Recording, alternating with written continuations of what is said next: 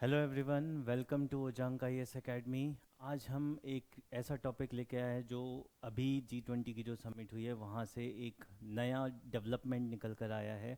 और वो डेवलपमेंट ये है कि भारत अब यूएनएससी का स्थायी सदस्य बनने के लिए एक कदम और बढ़ा चुका है। तो चलिए इसके बारे में हम चर्चा करते हैं कि क्या है यूएनएससी, क्या क्यों भारत इसकी स्थायी सदस्यता से चाहता है। ठीक है। बट उससे पहले यदि आप हमारे मेंटरशिप प्रोग्राम से जुड़ना चाहते हैं तो आप दिए हुए स्क्रीन पे जो आपके नंबर विजिबल है आप उसे फ़ोन कर सकते हैं। मेंटरशिप प्रोग्राम में फ्रेंड्स, जो हम आप लोगों को प्री मेंस और इंटरव्यू की प्रिपरेशन करवाते हैं, उसके लिए आपका स्टडी प्रोग्राम क्लियर करवाते हैं, बनवाते हैं। ठीक है।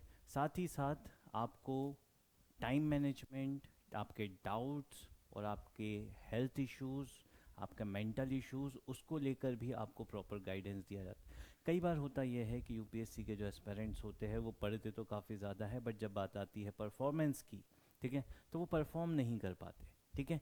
उसी लिए ये पूरा मेंटरशिप प्रोग्राम जो आप लोगों के लिए है वो इस तरीके से डिज़ाइन किया गया है ताकि आप न केवल अपनी स्टडी को प्रॉपरली कर सके, साथ ही साथ आप प्रॉपरली अपना रूटीन और प्रोग्रेस भी चेक कर सके।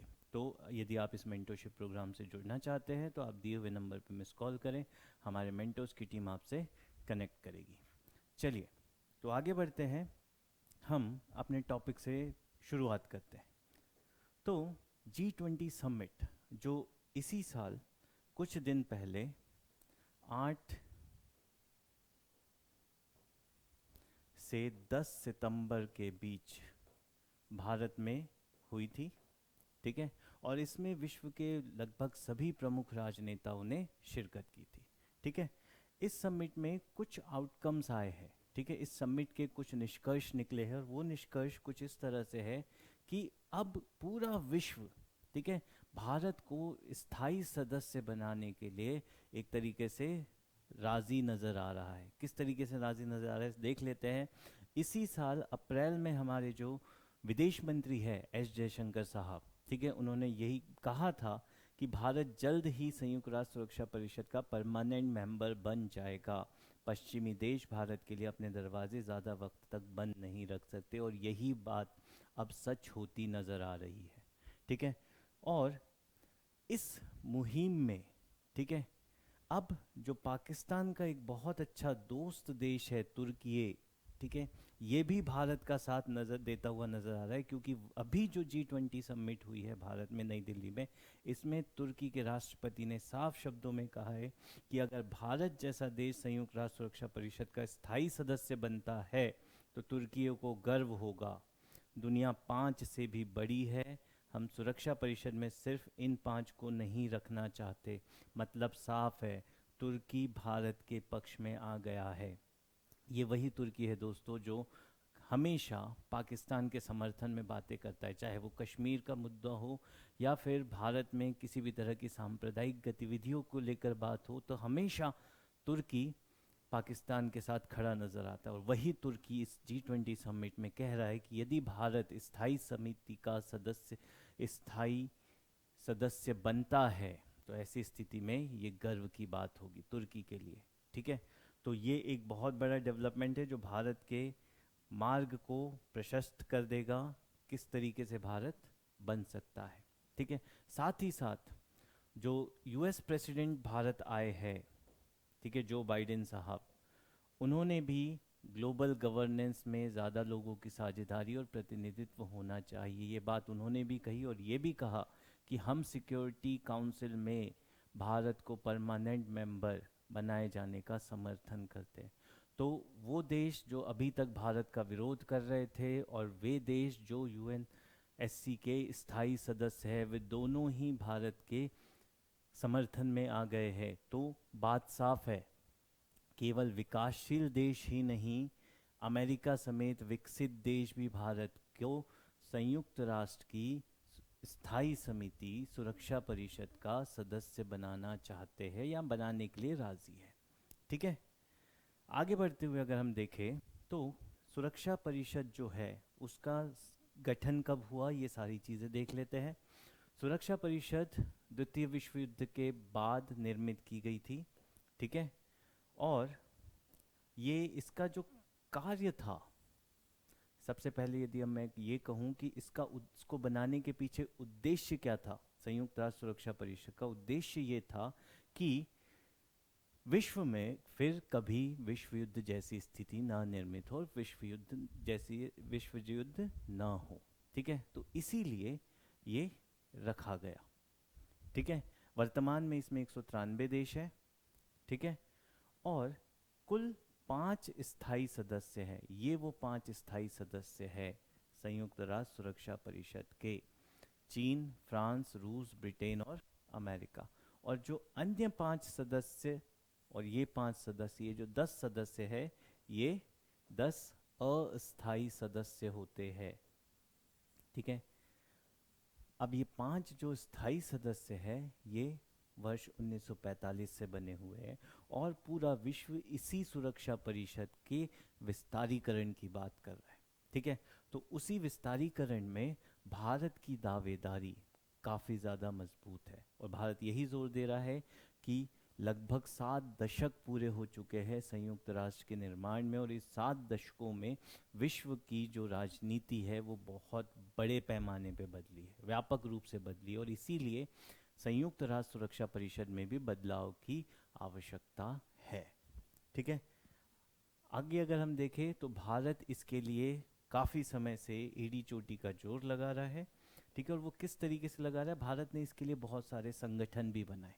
ठीक है, बहुत सारी ग्रुपिंग भी की। ठीक है, अब ग्रुपिंग में कुछ नाम है जो हमारे लिए महत्वपूर्ण है, वो है इब्सा, जिसे भारत ने ब्राज़ील और साउथ अफ्रीका के साथ मिलकर बनाया।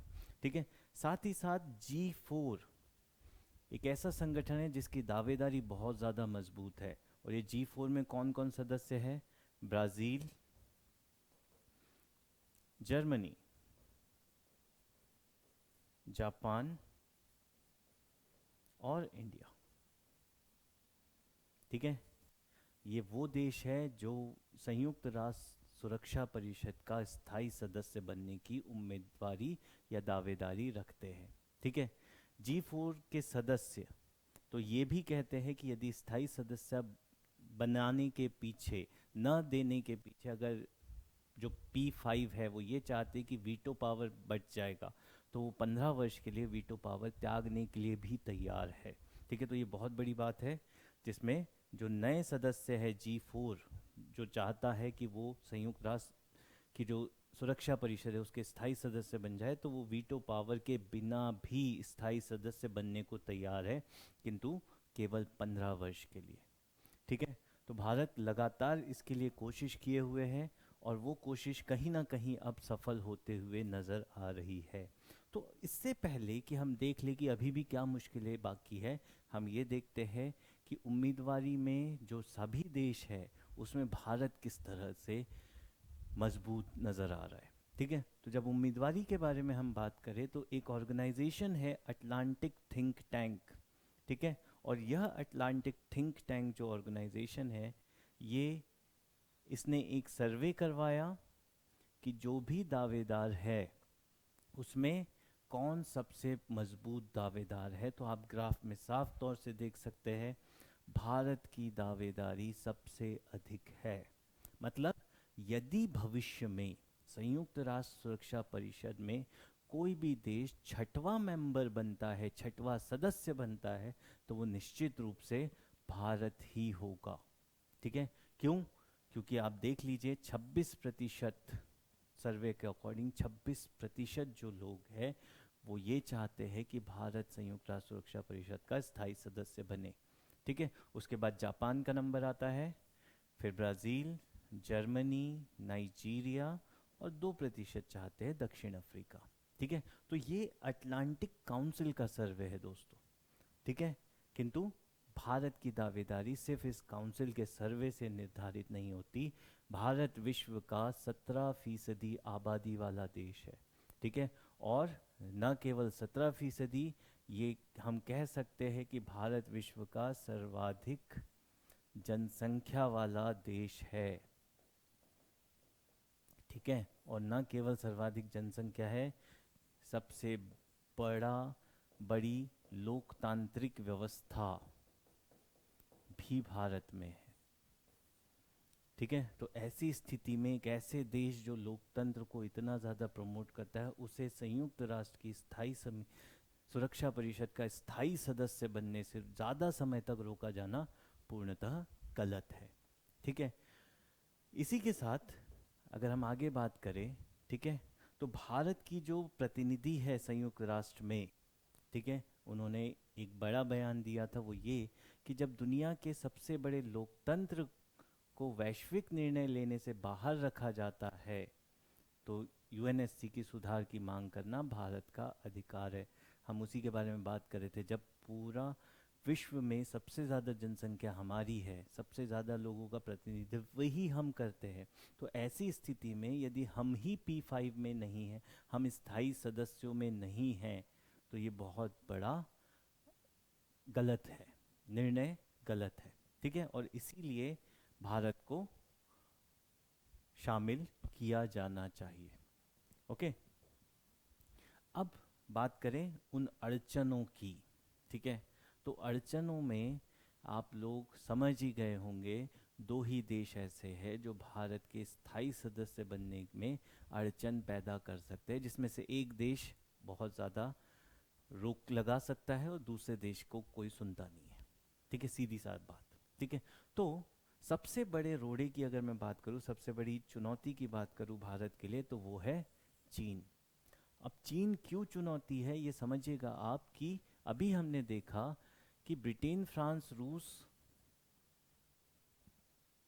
और चीन, ये देश वो है जो संयुक्त राष्ट्र के स्थायी सदस्य है, और इनमें से यदि किसी एक ने भी भारत की सदस्यता पर वीटो कर दिया तो वो प्रस्ताव पारित नहीं होगा।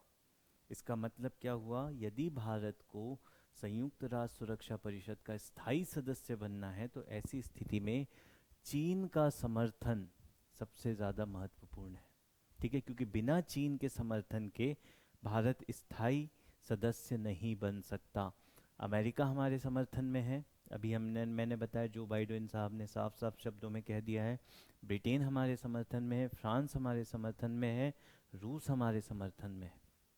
ठीक है, मुश्किल से चीन के साथ है। ओके, साथ ही साथ ये तो चीन का विरोध हुआ, पाकिस्तान भी एक कोशिश में लगा हुआ है कि वो किसी तरह भारत को स्थायी सदस्य बनने से रोक सके। ठीक है, इसके लिए इन्होंने यूनाइटेड फॉर कंसेशंस नाम का एक क्लब भी बनाया, जिसे पॉपुलरली कॉफ़ी क्लब कहते हैं।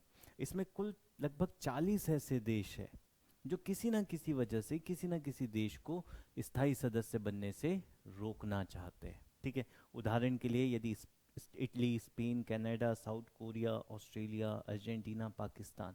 ठीक है, कनाडा की बात करूं, ठीक है, तो ये कनाडा ब्राज़ील को नहीं बनने देना चाह रहा, अर्जेंटीना ब्राज़ील को नहीं बनने देना चाह रहे हैं, ऑस्ट्रेलिया जापान को नहीं चाहता कि वो स्थायी सदस्य बने। ठीक है, पाकिस्तान भारत को नहीं चाहता कि वो स्थायी सदस्य बने। ठीक है, इसी तरीके से एक कॉफ़ी क्लब बना हुआ है जो ये विरोध कर रहा है कि भारत स्थायी समिति का सदस्य न बने। तो कोशिश चीन की भी जारी है, कोशिश पाकिस्तान की भी जारी है, किंतु हो क्या रहा है, विश्व भारत के समर्थन में आ रहा है। ठीक है, और ऐसी स्थिति में लंबे समय तक इसे टालना असंभव होगा। ठीक है, तो ये सारी बातें, अब चीन के अड़ंगे को, चीन जो रुकावट पैदा कर रहा है, इसे कैसे दूर किया जाए। ठीक है, सीधी सी बात है, वीटो पावर के लिए हमें चीन की आवश्यकता है। ठीक है, कि वो वीटो ना करे। ठीक है, ऐसी स्थिति में चीन से सिर्फ और सिर्फ एक वार्ता करके चीन को हमारे समर्थन में लाया जा सकता है, क्योंकि चीन के साथ हम किसी भी तरह का दबाव वाली राजनीति नहीं कर सकते। ठीक है, तो इसीलिए एक वार्ता के दौर के साथ चीन को हमारे समर्थन में लेकर आना, ये सबसे बड़ी चुनौती होगी भारतीय विदेश नीति निर्माताओं के लिए। ठीक है, अन्यथा भारत के लिए रास्ता साफ है, भारत स्थायी समिति का सदस्य बनने के लिए पूर्णतः तैयार है। ठीक है, तो धन्यवाद, आप लोगों को आज का टॉपिक पसंद आया होगा। ठीक है, और यदि आप हमारे मेंटरशिप प्रोग्राम से जुड़ना चाहते हैं तो आप इस नंबर पे कॉल कर सकते हैं।